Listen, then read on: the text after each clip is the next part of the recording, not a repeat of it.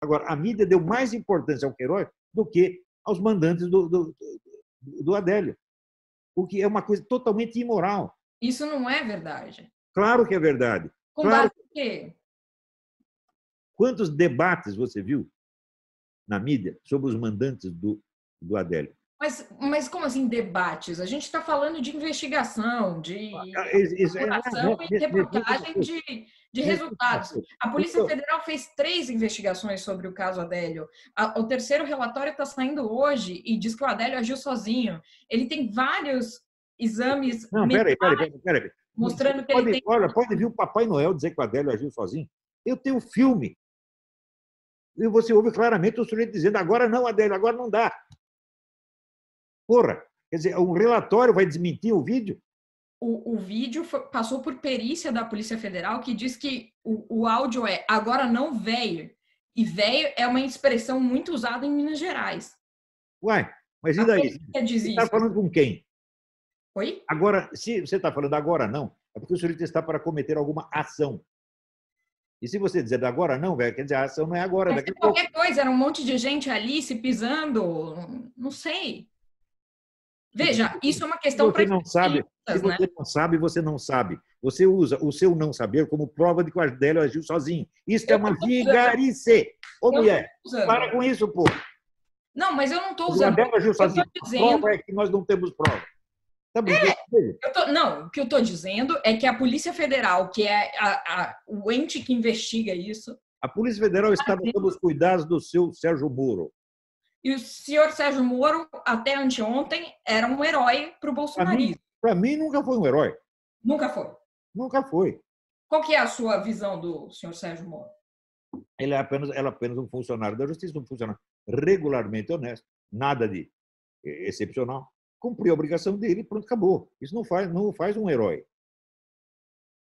E por que o Bolsonaro dizia, então, que ele era um herói? Disse errado. O Bolsonaro é um homem muito bom, ele vê bondade e patriotismo em todo mundo. Até na oposição toda, ele acha que os caras iam colaborar com as reformas que iam fazer o bem do Brasil. Ele está enganado. Eu acho que ele, como psicólogo, é muito ruim. Quer dizer, o sujeito está na cara dele, está dizendo: ó, eu sou um vigarista, eu vou botar uma bomba aqui embaixo da sua cadeira para você morrer, e o Bolsonaro está lá afagando a cabeça do cara e achando que ele é bom. Do Moro, ele já sabia dessa sacanagem do Moro faz tempo, mas ele não quis acreditar. Essas reformas que ele mandou para lá, o Maia, ele confiou no nhonho, meu Deus do céu. Que sacanagens do Moro são essas? Não entendi. A que o senhor se refere? Você não viu o Moro quando mentiu nos últimos tempos, não? Quais são as mentiras do Moro? A primeira mentira, eu tenho aqui 15 anos de gravações. Chega lá, tem 15 dias. Né? Segundo, primeiro ele diz que o Bolsonaro interveio ilegalmente na Polícia Federal. Depois ele disse: não acusei o presidente de crime nenhum. Porra, esse cara está com treta.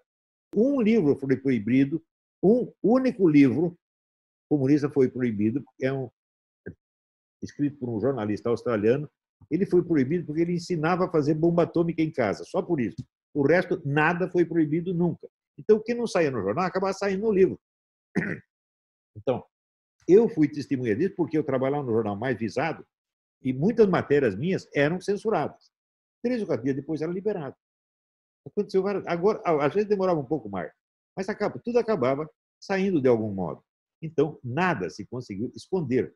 Mas eles esconderam pelo menos uns 500 corpos, né?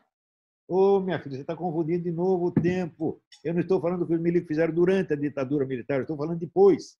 Não, claro, depois não. Depois não. Na democracia não se faz. Na democracia, minha filha. O que houve foi uma total proibição de matérias favoráveis a fazer justiça. Você veja, enquanto o nosso regime militar aqui matava 400 pessoas, quantos os comunistas mataram em Angola, em Cuba, né? Quantos matou o Pol Pot? Veja, enquanto os nossos milicos matavam 400 pessoas, os comunistas no mundo matavam no mínimo 30 milhões, com a ajuda dos comunistas brasileiros. Por exemplo, quantos comunistas brasileiros exilados em Cuba entraram no serviço de inteligência militar, como o Zé Dirceu? Foi um só? É claro que não. Então, ele estava lá ajudando Fidel Castro a matar muito mais gente do que no Brasil, do que a ditadura matava no Brasil. Com a diferença de... O senhor foi amigo do Zé Disseu, não foi? Fui. Né? Mas foi bem no começo da ditadura, foi 64, 65. Né? Eu sei que há uns 4 anos o senhor disse que realmente não esperava que ele fosse delatar ninguém, porque ele não é um geleião, é isso mesmo? Claro. Ele foi treinado pelo Serviço de Inteligência Militar Cubana. Esse é um homem de ferro. Você está pensando o quê? O amigo dele, o Rui Falcão, que era meu amigo também, eu vi o Rui Falcão enfrentar tiroteio contra 10 pessoas, ele sozinho. Naquela época, era normal ser valente, minha filha. Depois o Brasil mudou. Todo mundo na época era valente. Né? Então, em compensação, por exemplo, entrava 12 caras do Comando de Caça dos Comunistas, CCC, uma assembleia de 3 mil comunistas, botava os 3 mil comunistas para correr. Então, tinha gente valente dos dois lados. Era normal ser valente. Né? Hoje não. Hoje é normal ser um cagão. É obrigatório. Se você não é um cagão, eles acham que você é maligno, que você é fascista, que você é malvado. Né? Quando começaram os movimentos de rua, a coisa mais urgente era formar a militância conservadora, treinar as militâncias. E não. Agora, os pretensos líderes que apareceram só queriam cuidar da sua candidatura. Eu quero ser senador, quero ser deputado, quero ser prefeito. E não fizeram nada para organizar militância. Então, não existe militância direitista até hoje. E quando aparece alguém tentando formar uma militância direitista, a mídia inteira os acusa de querer implantar uma ditadura. Você vê, desgastaram o Inter que implantar ditadura. Você está louca, né? Mas sugerir invadir o Supremo não é um ato antidemocrático? Não. Não é antidemocrático invadir o Supremo? Não. Você acha que o A pronunciamento... partir das premissas da Constituição Federal, sim. Veja, a Constituição Federal não define democracia. Claro que sim. A Constituição Federal é um documento de merda, no qual até um sujeito enfiou vários artigos sem comunicar à Assembleia. Aqui é uma porcaria de Constituição, cheia de contradições, cheia de absurdidades, como, por exemplo, dizer que o brasileiro tem direito à saúde. Como direito à saúde? Você não pode assegurar o direito à saúde, você pode assegurar o senhor é contra o SUS? Você pode assegurar o direito ao tratamento médico, não à saúde. Sim.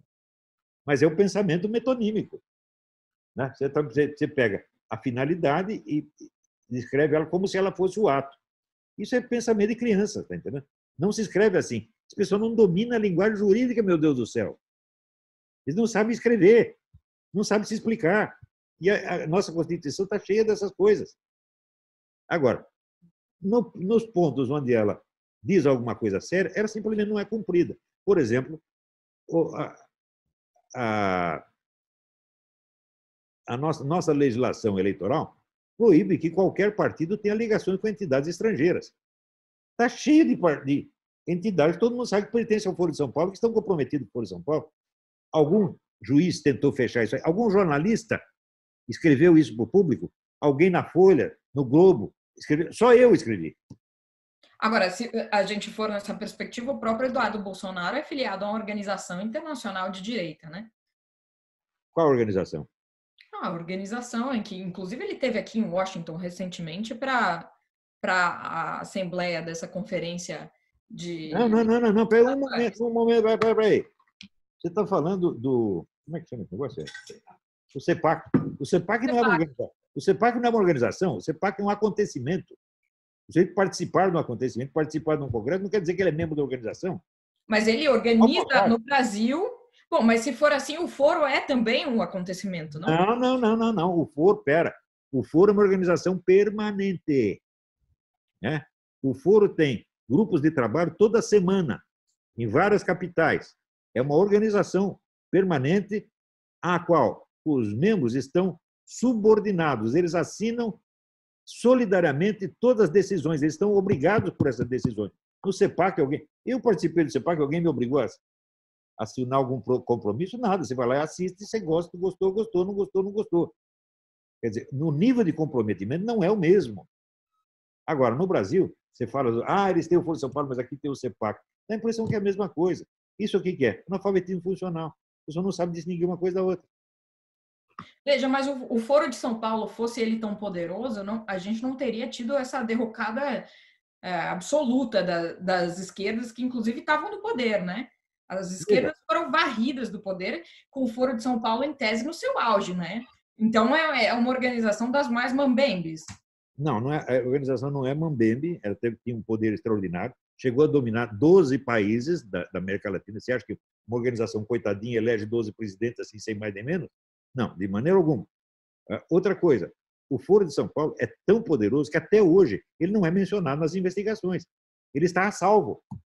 Mexem com dinheiro, mexem com corrupção. O Foro de São Paulo não se mexe. Até hoje tem isso. Ele é protegido pelos membros do STF, é protegido pelo Congresso, é protegido pela mídia inteira, até hoje. Então, é claro que ele perdeu. Perdeu o quê? Perdeu a presidência. Isso quer dizer que ele perdeu a participação dele no funcionalismo público? Não. Perdeu a dominação que ele tem sobre as universidades? Não. Perdeu a dominação que ele tem sobre a mídia? Não. Perdeu a dominação que tem no Congresso, na Câmara de Deputados e Senado? Não. Ele continua tendo todo este poder. E este é a grande cagada que eu acho do Bolsonaro, não ter visto isso. Ele não tem ideia do tamanho do seu inimigo. Ele agiu como se todo mundo ficasse bonzinho. Agora nós vamos ter bons planos para corrigir a economia brasileira, fazer o Brasil progredir e todo mundo vai aprovar. Claro que não vai aprovar nada. É claro que vão só te boicotar. Não foi por falta de aviso, eu disse para ele. Primeiro de tudo, se você tem um cargo, cargo não é poder. Cargo significa que você tem apenas o direito ao poder, mas não quer dizer que você o possui ainda. Então você tem que conquistar. Agora que você conquistou o cargo, você tem que conquistar o poder. Você o senhor acha que ele está em risco de sofrer um impeachment? Não, ele está em risco de sofrer impeachment, de levar um tiro na cabeça, levar uma facada, de se ferrar 24 horas por dia desde que ele chegou lá. Esse homem é um mártir, tá entendendo? Ele está se oferecendo para ser assassinado. E os caras querem assassinar. Eles não vão perdoar nada que ele faça. Se descobrir assim, o Carlos Bolsonaro na escola primária roubou um chiclete, eles vão acusar disso aí. Eles não têm senso das proporções, meu Deus. A eliminação do senso das proporções é a eliminação do senso da justiça. E você está fazendo isso. Você e todos os seus colegas brasileiros. Não é que você tenha má intenção, você nunca pensou no assunto. Eu já disse que eu não acho justo a elite ocidental ficar criticando o governo chinês. Por quê? Porque o governo chinês, com esse negócio do coronavírus, deu a essa elite ocidental o pretexto perfeito para implantar a ditadura, o controle social total, que era o que eles queriam. Então, veja, o Xi Jinping está fazendo mal para nós, para o povão, mas para a elite está sendo uma maravilha. Para o Jorge Soros, né? Para o Bill Gates, para toda essa turma dos bancos, a turma do Bilderberg, eles deviam agradecer, deviam dar um dinheiro para o Xi Jinping, meu Deus do céu. Mas essas pessoas não estão no poder. Quem está no poder é o Trump, é o Boris Johnson. Não. Ao contrário. Bolsonaro. Está no poder, ele está na presidência, não está no poder. Leia um livro do sociólogo, aliás, esquerdista americano chamado Charles Wright Mills. O livro chama-se A Elite do Poder, do Power Elite. É um livro dos anos 70, é um clássico. Ora, quem não leu esse livro não sabe fazer análise política. Porque ele diz, a pergunta dele é a seguinte, quem manda mesmo nesta porcaria? Estados Unidos. Daí ele chega à conclusão de que os cargos eletivos são só uma fração mínima do poder. O que é poder? Poder é ser obedecido. Né? Pergunta para mim, quem tem mais pessoas obedientes? Um canal de televisão ou o presidente da República? Qualquer canal de televisão ganha longe. O canal de televisão determina até as emoções íntimas das pessoas. Quando elas vão para a cama, elas estão levando os padrões de conduta que a televisão botou na cabeça delas. O Trump já teve esse poder? Não. Então, cargo eletivo é uma fração mínima do poder. Leia esse livro, você vai aprender. Ele mostra lá até as amantes dos senadores fazem parte da estrutura do poder. As amantes de grandes capitalistas fazem parte da estrutura do poder. Todas elas fazem. Leia o livro. Aquilo ali é um primor de sociologia. Só que hoje em dia o pessoal toma cargo como se fosse poder. Né? Então, o Bolsonaro é presidente, mas não manda. Quem? Todos então, os presidentes. Bolsonaro é presidente, mas não manda. Todos os presidentes são presidentes, mas não mandam. Oh, meu Deus do céu. Precisa ver quem está por trás deles. Eles dependem de quem os apoia. E no meio dos caras que apoiam, tem gente muito mais poderosa do que ele. Isso vale para. No caso do Trump, ele chega quase a ser uma exceção, por ele ser um self-made man, ele que criou sua própria fortuna. Mas isso lhe dá o poder absoluto como as pessoas imaginam? Claro que não. Veja, no começo, ele teve que ser bonzinho até com Obama, pô. Senão Obama derrubava ele. E no caso do Bolsonaro, como é que é? Olha, deixa eu contar uma história para você. Um dos homens mais poderosos que existiu na história europeia foi o Luís XIV. Luís XIV chegou a comandar o maior exército da Europa, que era 144 mil pessoas. Para ele conseguir preencher esse exército, ele teve que percorrer de cidade em cidade e pedir, pelo amor de Deus, para que as pessoas se alistassem. Esse era o homem mais poderoso da Europa. Agora você imagina os outros. Mas Napoleão Bonaparte. Quantas vezes Napoleão Bonaparte não teve que pedir favor? Não teve que ser bonzinho para não se ferrar. Tudo é muito relativo. Então, agora, veja, a presidência da República é um cargo, não um poder. Se o sujeito tem o cargo, então significa que ele tem um excelente meio para ele conseguir o poder, mas não tem o poder ainda. Porque o poder não é o nome do seu cargo. O poder é quantas pessoas te obedecem e até que ponto elas te obedecem. Então, você vê, houve casos, por exemplo, se você vê Napoleão Bonaparte, né, a massa popular maciçamente obedecia a Napoleão Bonaparte, mas obedeceu o tempo todo, não. Quando não quis obedecer mais, o homem caiu do cavalo. Bolsonaro é pouco obedecido? Eu não sei medir exatamente, mas eu vejo que as medidas que ele queria tomar, todo o plano de governo dele, os caras estão boicotando, ponto por ponto. E ele não consegue impor as coisas que ele quer. Claro, a briga não foi decidida ainda. Não sabemos que lado vai ganhar essa porcaria. Mas ainda está em disputa. Se eu fosse ele, coisa que eu jamais serei, nem seria, então, nos primeiros meses de governo, eu trataria de amarrar as mãos dos meus inimigos, antes de tudo. Antes de qualquer coisa. Por quê? Porque daí eu asseguro que eu tenho nas mãos o mínimo de poder necessário para fazer o que eu quero fazer. E como se faz isso? Eu não posso contar. Existem milhões de meios de você obter o poder. Um deles é a dominação psicológica que você tem sobre as pessoas. Esse é talvez o principal. Como se faz essa dominação psicológica? Como é? Entendi. Como é que se faz essa dominação psicológica? Isso aí precisaria de dar todo um curso de psicologia. Mas hoje em dia existem meios para isso. É um assunto muito bem estudado hoje. Por exemplo, se você estudar as obras do Kurt Lewin, que foi o grande psicólogo social, engenheiro psicológico do mundo, ele está lá dando um monte de truque de como você dominar a cabeça das pessoas. Agora, no Brasil, as pessoas sobem na vida sem ter sequer estudado isso. Então, chega lá qualquer Jorge Soros ou qualquer sargento do Serviço de Inteligência Chinês, chega lá e manda nelas. O Bolsonaro também certamente não estudou isso, né? Pois é, este é o ponto. Este é o ponto. Está faltando conhecimento, gente. Né? O Bolsonaro é despreparado? É despreparado para estar lá. Todos despreparados. Todos despreparados. Eu nunca disse que o Bolsonaro é o cara mais preparado. Eu disse que ele é o homem mais honesto e mais sincero. E isto lhe dá uma força espetacular, porque o povão confia nele. Isso já é uma coisa, mas o povão não tem poder de ação. Tem poder relativo, um poder de intimidação, por assim dizer, mas isso é o máximo. Eu não sei como isso vai acabar, não tenho a menor ideia. Leia O Jardim das Aflições, muita coisa está explicada lá. Mas e aí, a máscara, que tem estudo que funciona, aí o senhor não acredita? Estudo que me mostra um estudo que prova que isso funciona, tá louco. Tem graus de eficiência, a depender do material, inclusive. Ou porque, então, os médicos usam a máscara para fazer uma cirurgia, para não contaminação, é evidente. É para ele não contaminar. Bom, para ele não contaminar o paciente, acredite, se o paciente tiver com a barriga aberta, é um perigo. Agora, se o sujeito está simplesmente respirando perto de você, quer dizer, em todo caso, é uma questão de senso das proporções. Você só acredita em jornal, não é? Agora, você veja os sites que são favoráveis ao presidente, os dados que eles publicam. E por que esses dados são verdadeiros, Olavo? Os dados de sites pró-Bolsonaro são verdadeiros? Não tem nenhum interesse financeiro nem político nisso, são apenas... Claro que tem interesse político, no mínimo. Não, são cidadãos comuns, não é deputado, não é senador, não é empresário, não é nada, porra. A imprensa profissional tem um método, trabalha com isso. A imprensa profissional tem métodos que aprendeu com a KGB, tem métodos de mentir. Eu nunca fiz nenhum curso da KGB. Minha filha, você não precisa fazer porque você é criada num ambiente já dominado. Se você conseguir sair desse ambiente um pouquinho, você vai começar a entender. Por exemplo, qual livro você leu sobre as técnicas da KGB? Cite um.